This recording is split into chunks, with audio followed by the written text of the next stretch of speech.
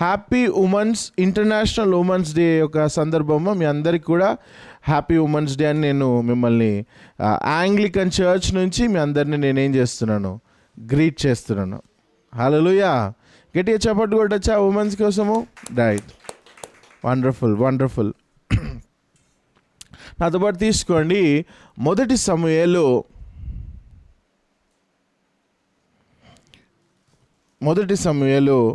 3వ వచనం నుంచి మనము 8వ వచనం వరకు చదువుకుందామండి.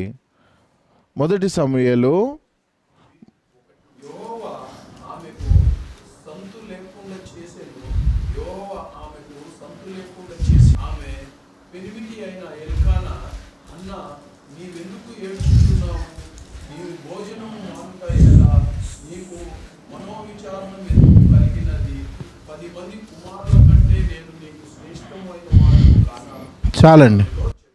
చాలండి. ఈరోజు చాలా ఇంటర్నేషనల్ ఉమెన్స్ డే సండే కాబట్టి నేను అనుకున్నా ఉమెన్స్ గురించి ఒక మంచి సర్మన్ చేద్దాము. చాలామంది ఉమెన్స్ చాలామంది గొప్ప కార్యాలు చేసిన వాళ్ళు ఉన్నారు కదా, బైబిల్లో ఉన్నారు, బయట ప్రపంచంలో ఉన్నారు. వారి గురించి మనం ఏం చేద్దాము, చేసి మోటివేట్ చేద్దాము అని నేను నా మైండ్లో నేను అనుకుంటూ ఉన్నా. ఇక్కడ ఎల్కానా అనే ఈ వ్యక్తికి 2 భార్యలు. అందులో మొదటి భార్య పేరేంటి? హన్నా. రెండవ భార్య పేరేంటి అంటే పెనీనా. ఈ మొదటి భార్యకి ఏం లేరంట, పిల్లలు లేరు. ఈ మొదటి భార్యను చేసుకున్న 10 సంవత్సరాల తర్వాత ఎల్కానా ఏం చేస్తున్నాడు? పెనీనాని పెళ్లి చేసుకుంటున్నాడు. మీరు చూడండి, ఆ కాలంలో కుమారుళ్ళు కానీ కుమార్తెలు కానీ పిల్లలు అనేవాళ్ళు లేకపోతే ఆ వంశావళి అనేది ఏమవ్వదు, అభివృద్ధి చెందదు, అక్కడితో ఆగిపోతుంది. అందుకే మీరు చూడండి, అబ్రహాముకి శారా ఏం చేస్తుంది? ఆగర్ని ఇచ్చి నీ వంశావళిని నువ్వేం చేయండి, వర్ధిల్లుచుకోండి. నా ద్వారా ఏమవ్వట్లేదు, పిల్లలు కలగట్లేదు, దేవుడు నా గర్భసంచిని మూసేశాడు, నువ్వేం చేయి, హాగర్ని తీసుకొని గర్భఫలంను పొందుకో అని శారా ఏం చేస్తుంది? అబ్రహాంకి ఇస్తుంది. అలానే ఇక్కడ కూడా మనం చూసినట్టయితే ఎల్కానా ఇక్కడ హన్నా తనని ఇచ్చిందా, తనకు పెనీనాని ఇచ్చిందా అనేది అట్లా లేదు. కానీ ఎల్కానా అనే అతను ఏం చేస్తున్నాడు? పెనీనాను మ్యారేజ్ చేసుకుంటున్నాడు. ఇక్కడ ఒక మాట నాతో మాట్లాడిందండి. మీరు ఒక 7వ వచనంలో ఒకసారి చదవండి.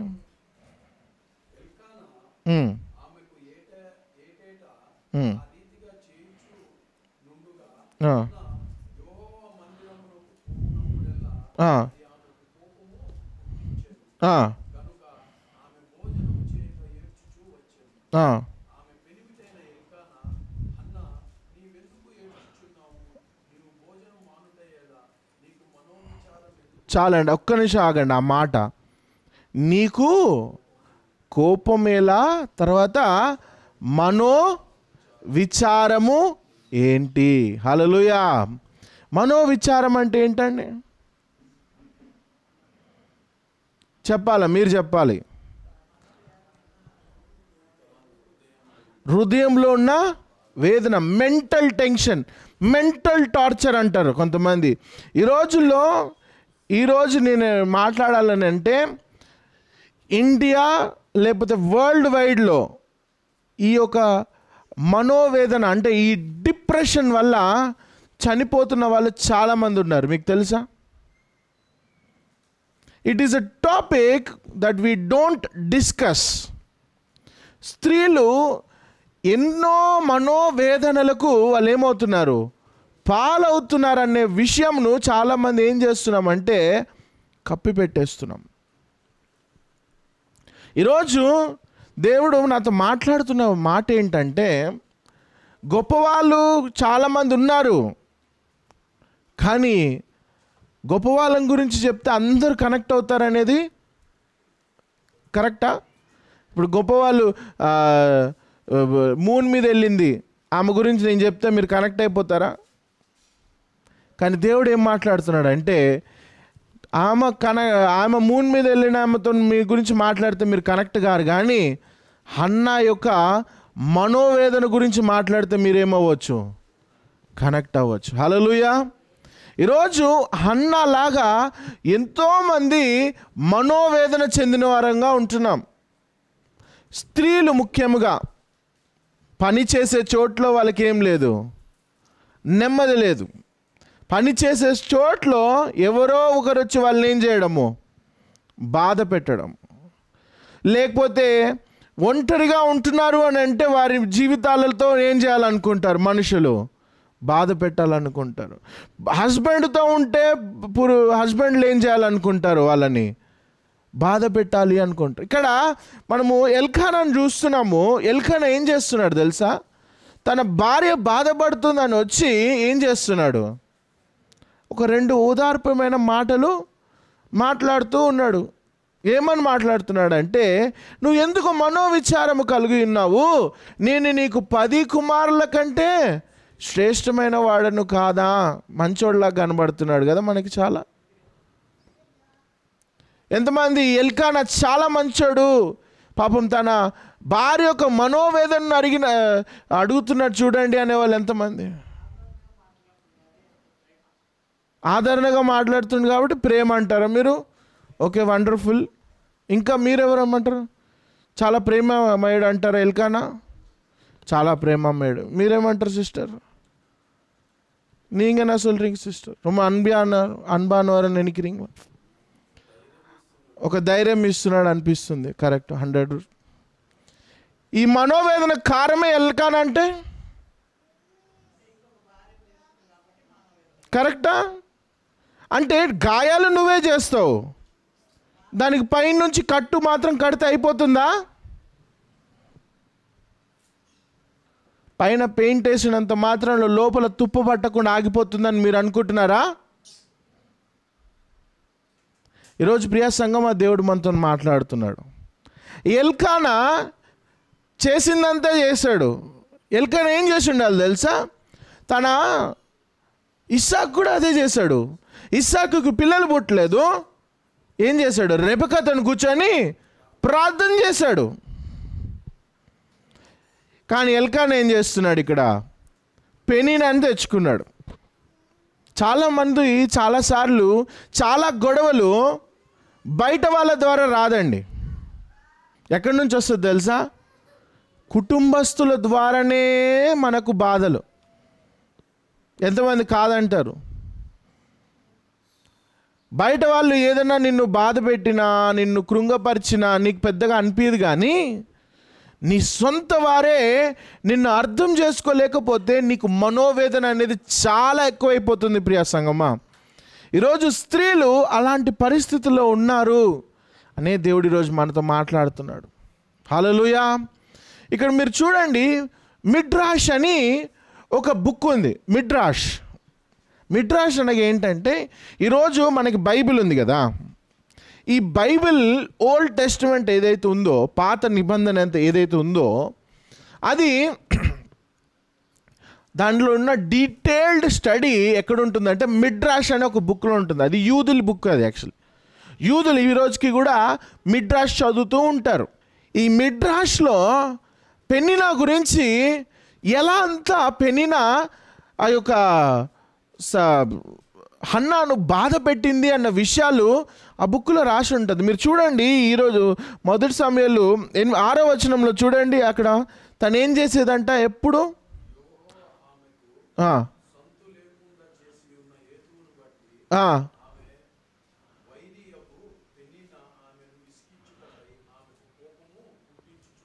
చాలండి.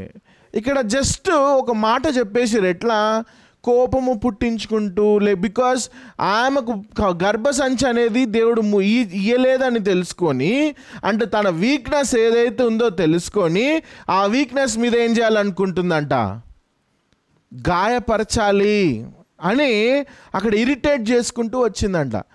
అయితే నేను ఆ మిడ్రాష్ అనే ఆ బుక్ చదువుతుంటే, ఆ బుక్లో ఉన్న డీటెయిల్స్ చదువుతుంటే ఆమె ఏమేం చేసేదంట, ఎలా అంత ఇరిటేట్ చేసిందంట తెలుసా? పెనిన్నాకు 10 మంది పిల్లలు అంట. ఎంతమంది? 10 మంది పిల్లలు. పొద్దున్నే లేచి, అయ్యో హన్నా, నీ కుమారుడికి నువ్వు వండి పెట్టలేదా ఇంకా? ఓ సారీ, నీ కుమారుడు లేడు కదా. ఓ పెనినా, నా కుమారుడు ఇప్పుడు నాకు 2వ కుమారుడు పుడుతున్నాడు, నీకు ఇంకా కుమారుడు పుట్టలేదా? ఓ పెనినా, నా పిల్లలు చూడు ఎంత మంచిగా ఆడుకుంటున్నారో, నీకు పిల్లలు ఇంకా కలగలేదా? చూడు, నేను వెరైటీ ఫుడ్ చేస్తున్నా. ఎవరికి? నా పిల్లలకి. నీకు ఆ భాగ్యం ఉందా? ఇలా చేస్తే ఎలా ఉంటుందంటారు? ఎలా ఉంటుందంటారు? మాట్లాడండి స్త్రీలు, మీరు మాట్లాడాల. కుమిలిపోవడమా? ఇంకా ఆమెకున్న దుఃఖం అనేది వర్ణించలేంది. తనకున్న దుఃఖాన్ని వర్ణించలేము. ఈరోజు ఇలాంటి దుఃఖమైన పరిస్థితులలో వెళ్ళడానికి కారకుడైన వాడు ఎవడంటే ముఖ్యంగా ఎల్కానా. ఈరోజు సంఘములో వీటిని మనం ఆలోచించాలి.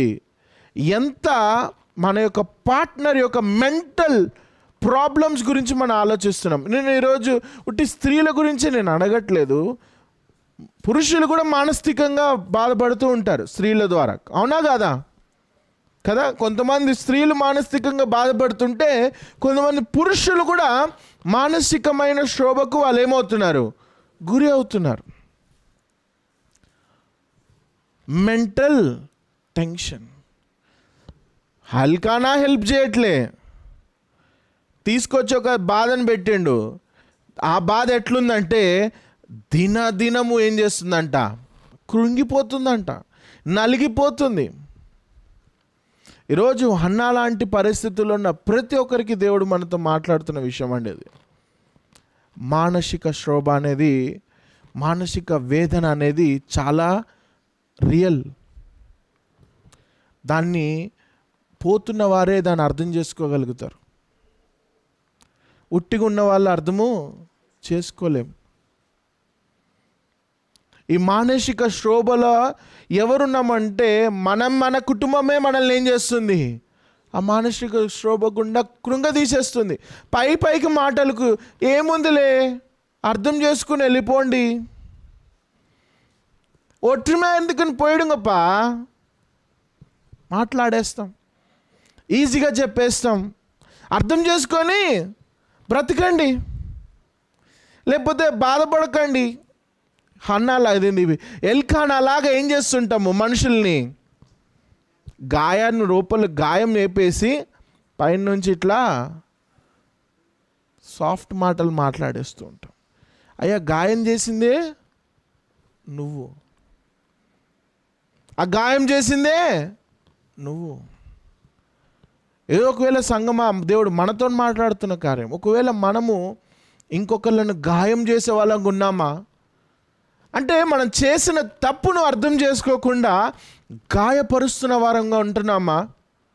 పైన మాటలు, షుగర్ కోటెడ్ వర్డ్స్, ఉప్పు పట్టించిన మాటల్లాగా మన మాటలు ఉంటే దేవుడు అంటున్నాడు ఈరోజు ఆయన న్యాయమును చేసే దేవుడు. హల్లెలూయా, హల్లెలూయా.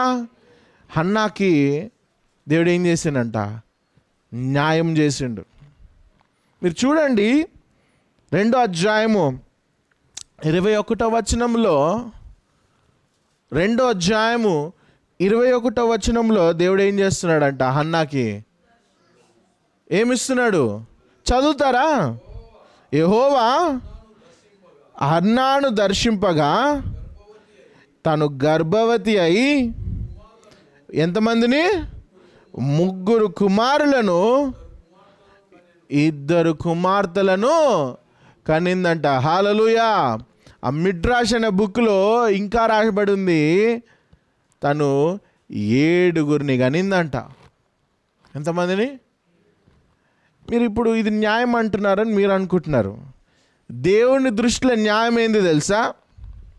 మిడ్రాష్లో రాయబడింది, హన్నాకు ఒక కుమారుడు పుడితే పెనిన్నాకు ఒక కుమారుడు చనిపోయిందంట. హన్నాకు 2 కుమార్తెలు పుడితే పెనిన్నాకు 2 పిల్లలు చనిపోయినారంట. నేను చెప్పట్లే ఆ మాట, వాక్యంలో కూడా ఉంది, మీరు కావాలంటే తీసి చూడండి. సమయలు 2వ అధ్యాయము 5వ వచనము చదవండి.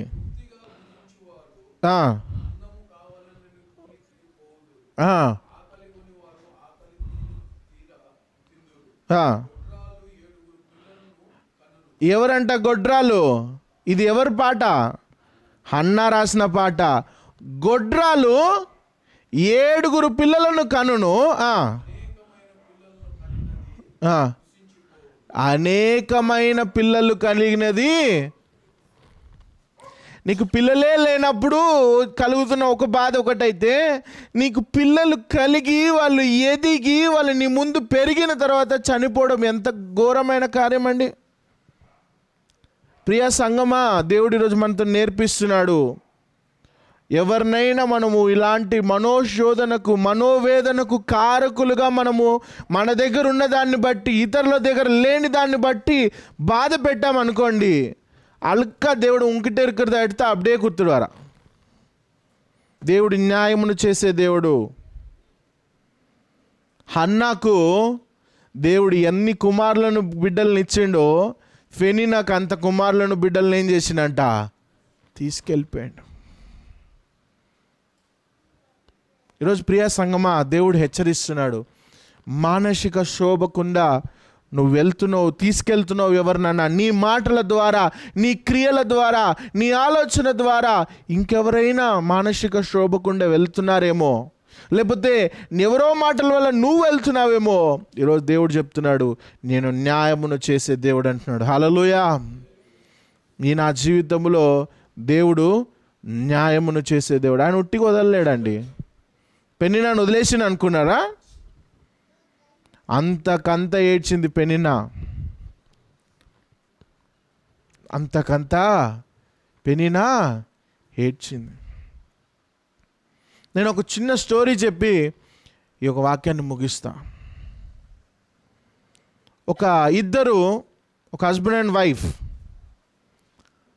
పెళ్ళి చేసుకున్నారు. Young couple, right? Young couple. వాళ్ళు ఒక ఊరిలో ఉన్నారు. ఆ యొక్క హస్బెండ్ వార్లో ఆర్మీ మ్యాన్. ఎవరు? ఆర్మీలో పని చేస్తూ ఉన్నాడు. ఇప్పుడు ఆర్మీలో కాల్స్ వచ్చినప్పుడు ఏం చేయాలి? వెళ్ళిపోవాలి కదా. యుద్ధంలో పిలుపు వచ్చినప్పుడు వెళ్ళాలి. యుద్ధంలో పిలుపు వచ్చింది, వెళ్ళాడు. అకస్మాత్తుగా యుద్ధంలో ఉంటుండగా తన భార్యకు ఏమొచ్చింది? చెప్పుకోలేని ఒక చర్మ వ్యాధి అనేది తనకు వచ్చేసింది. ఇప్పుడు అక్కడ నుంచి కాల్ వస్తుంది, మీ హస్బెండ్ ఏం చేస్తున్నాడు? ఊరికి వస్తున్నాడు అని కాల్ వస్తుంది. కాల్ రాగానే, అయ్యో నా హస్బెండ్ ఇప్పుడు ఏం చేస్తున్నాడు? ఊరు నుంచి రాబోతున్నాడు. నా ప్రాబ్లం చూస్తే ఏమో ఇక్కడ చర్మ వ్యాధి కలిగి ఉన్నాను. నేను ఎలా ఇప్పుడు నా యొక్క హస్బెండ్ని నేను ఎదుర్కోవాలి? ఈయన నన్ను ఈ పరిస్థితిలో నన్ను అంగీకరిస్తాడా అని తనేమైపోతుందంట, కుమిలిపోతుంది లోపల. ఇప్పుడు వెంటనే ఆ తల్లికి ఇంకో కాల్ వస్తుంది, నీ హస్బెండ్ యుద్ధంలో 2 కళ్ళు ఏమయ్యింది? పోగొట్టుకున్నాడు. అందువల్ల ఆయన ఏం చేస్తున్నాడు? ఇంటికి పంపించేస్తున్నాము, జాగ్రత్తగా చూసుకోండి. వస్తున్నాడు, కళ్ళు లేవు. తన భార్య కూడా కొంచెం ఏమైంది? ఇప్పుడు ఊరట పడింది. సరే, అందం లేకపోతే ఏముంది, నా దగ్గర ప్రేమ ఉంది కదా ఆయన కన్ను లేకపోతే ఏముంది, నాకుంది కదా, నేనేం చేస్తా, నా భర్తను నేను చూసుకుంటా. సంవత్సరం గడిచింది, 2 సంవత్సరాలు గడిచింది. 3వ సంవత్సరంలో ఆ తల్లి ఆ చర్మవ్యాధి అధికమై చనిపోయింది.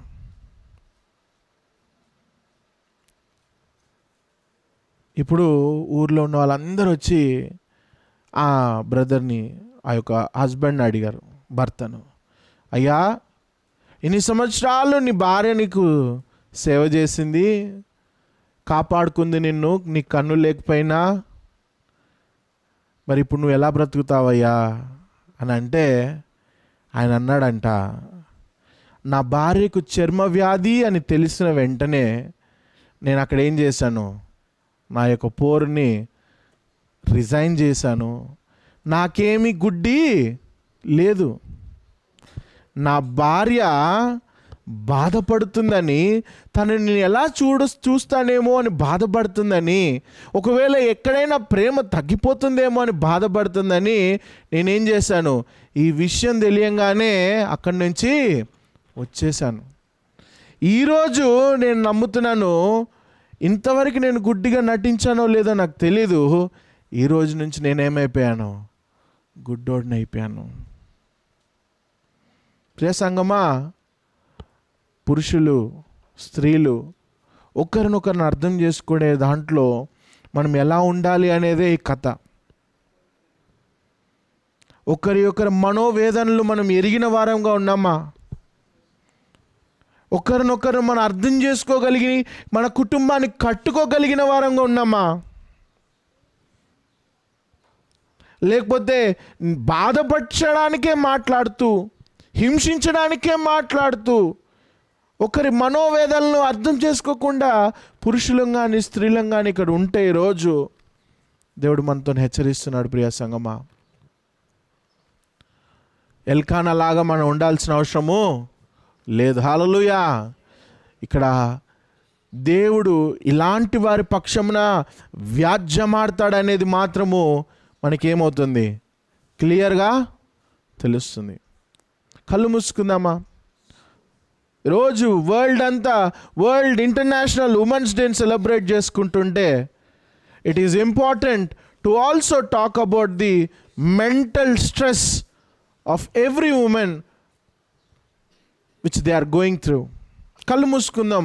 ఈరోజు అలాంటి పరిస్థితులలో ఉన్న వాళ్ళందరి కొరకు మనం ప్రార్థన చేద్దాం. ఒకవేళ మనం లేకపోవచ్చు, that doesn't mean we should not ప్రే. కానీ అలాంటి మానసిక శోభలో, అయ్యా నన్ను ఇక్కడి నుంచి తీసుకెళ్లేవారు లేరా, నన్ను దీంట్లోంచి బయట పెంచేవాళ్ళు లేరు, వారి ద్వారానే, అత్తల ద్వారానే, కోడళ్ళ ద్వారానే, లేకపోతే మన వారనే మనకేమొస్తుంది, ఇలాంటి బాధలు వస్తున్నప్పుడు ప్రార్థిస్తున్న వారు ఎంతోమంది ఉన్నారండి ఈరోజు. వారి కొరకు మనం ప్రార్థన చేద్దామా ఈరోజు? Let us pray for the people who are suffering in this state. ఇలాంటి పరిస్థితులు గుండా